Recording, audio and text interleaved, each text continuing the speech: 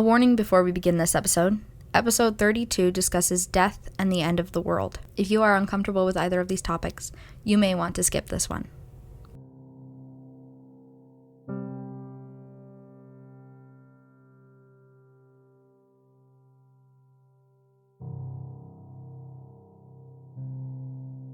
My name is Leilani Thatcher, a tour guide at the Library of Lost Things. This is The Doorstep Project, Episode 32, The End of It All.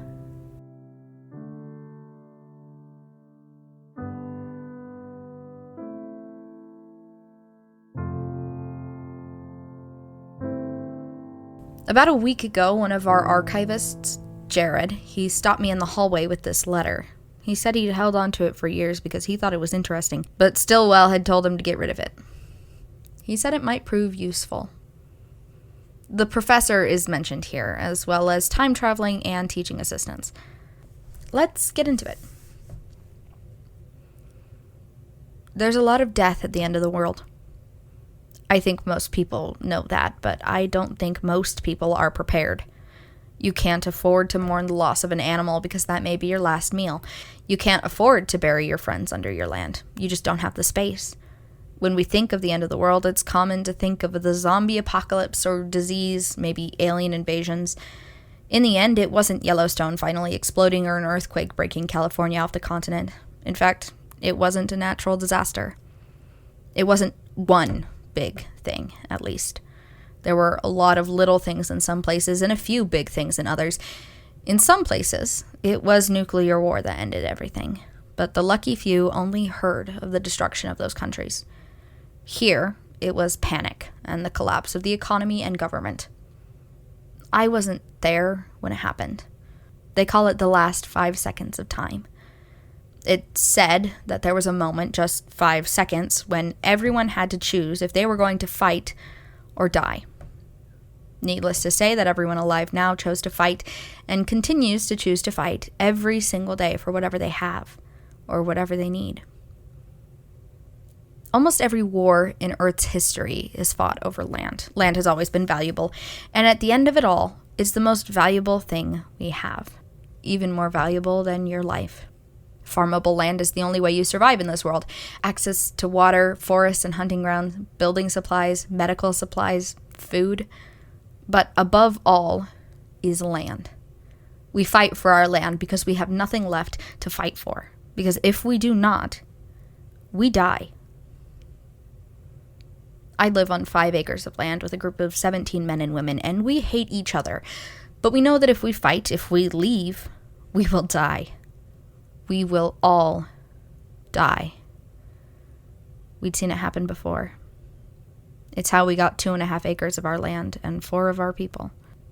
People who lived in cities or difficult areas were more prepared for the end, I think.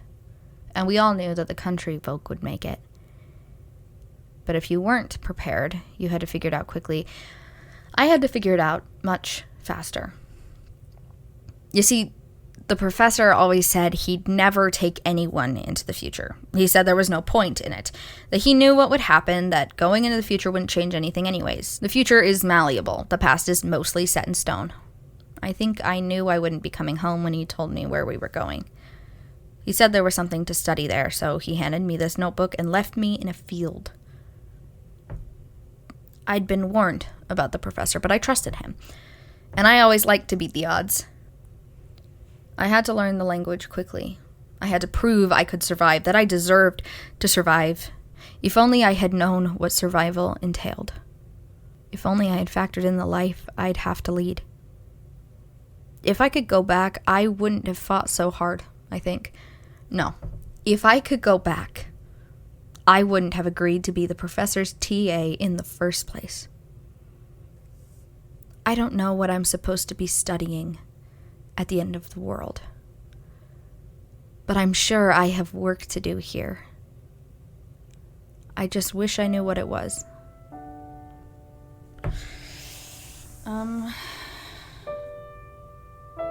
Interesting. Well, I guess that's...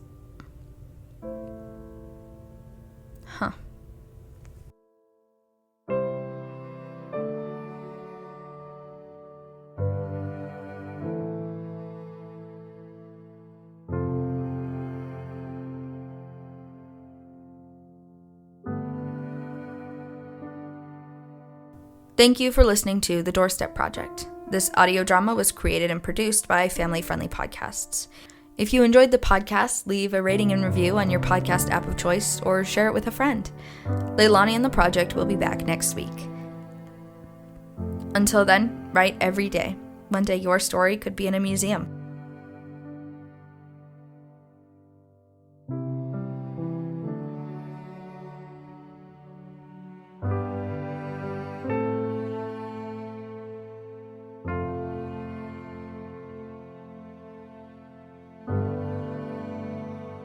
The Doorstep Project is produced by Family Friendly Podcasts. It was written, edited, and performed by AJ Barton.